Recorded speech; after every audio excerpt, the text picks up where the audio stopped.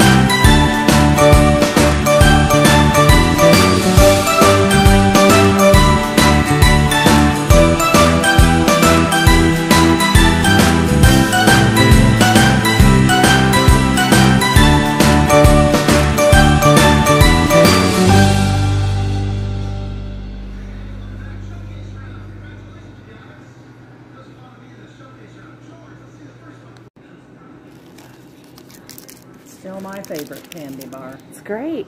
Well, thank you so much. I appreciate it. Thank you for coming. We'll be back in October. Okay. Probably Saturday would be the best day. We'll make it work.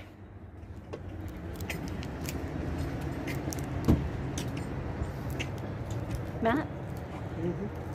Thanks for joining us today. We had a really nice time checking out the Heath Museum. Hope you really liked it. And if you get a chance to come to Robinson, we hope you'll stop by and say hi to the nice folks here.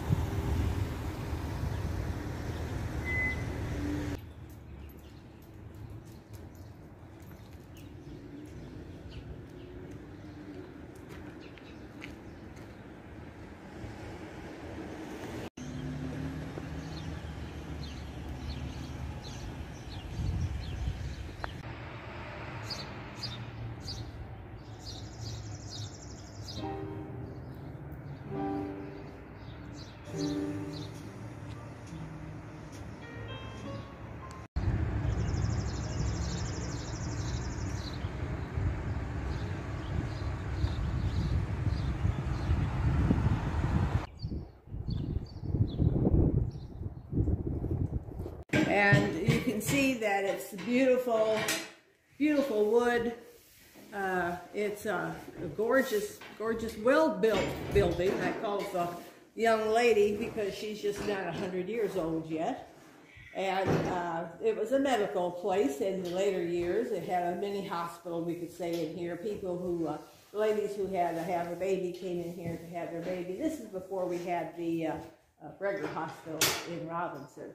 And there's 2 or 3 doctors who are in here. You'll see we have over 15 rooms up here. And then we have 4 or 5 rooms downstairs, which is the Wabash Valley Archaeology Society. The flags here are the flags that flew when President Lincoln was in office. And Lincoln did come through here with his family, and he has a letter he wrote to a friend that he saw the first jugular, which was in Palestine. And so we have that up there and to show you that we've been around for a long time. One of the earliest counties formed in Illinois, and in fact, Palestine was the land office for the complete eastern half of Illinois. See, I think it went down to Lawrenceville and stopped. So from Lawrenceville on up, all the way to Wisconsin, the eastern half of Wisconsin, and east over the lakes, and that was Crawford County when it was first formed. It has the ice cream right here. Kids, when the kids come in, they say, "Is that real?" We said, "No, that's not real." "Can we have some of that candy?" "No, there's nothing inside the candy." No, no, no. This is Mr. Heath, Mrs. Heath, and that is their first big building that they had right there, and it's still standing. This here is during the war, and this is from a quartermaster. He walked into the office, and he needed to have some candy, and what it was, the government was looking over different candies that they could send overseas and they would stay good. And Heath Bar passed the test. So he wanted to come in and they said, "Well, how much candy do you want?" And he bought, let me see, $7,665. No. $83,700. So now they had to box it up with no name on it because people would steal the boxes. And then they had to put some of them in a metal box. We have the old records. We do have 2 wind-up record player, phonograph players. One will play the cylinder disc, and the other plays the old, thick, round disc. We have 2 of them. We have some people from South Carolina that are going to come in here maybe in August and give a program on the old phonographs. So that'll be really nice. And then, of course, a lot of people were in photography. So we have this here is an infant seat. And you put the little baby in here, and then you close up the 2 prongs there, and the baby sits up there and won't fall over. So that's what you got there. And, of course, we got the banjo. Burl Ives was born in the next county, and he was a huckster, and he sold stuff like Sears became known. They were hucksters, and then it became Sears later on.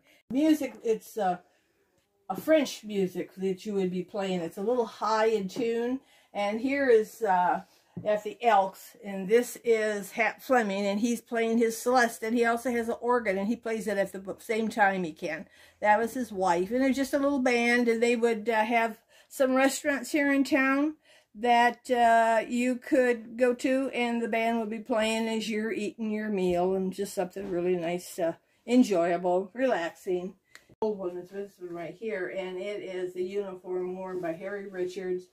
He was a private, and he was in the Spanish-American War. This is World War I. And that is Rocky Dunn over here. Rocky Dunn, oh, I can reach it. There we go. He was in the end of World War II and retired, and they pulled him out for the Korean War because he was a pilot. And so he finally, at the end of his term, he was on an island out in the Pacific, and the men out there made him this right here. It's made of, I think, monkey wood, they said. And he said when the war was over, all the planes they had on the island, they pushed him into the ocean.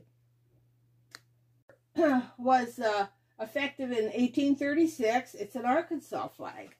The gentleman over here in the corner, he was going to tear down a barn for somebody. And on one of the inside walls, when he started tearing into it, he found this flag. And it was surrounded with axle grease all around it so the bugs wouldn't eat it. And why they hid this flag, we don't know. We have no idea. The Ben-Hur Society. Lewis Wallace started the Ben-Hur Society. It's for men and women. They try to do good in the community, and they had a little contract that you could pay on every month.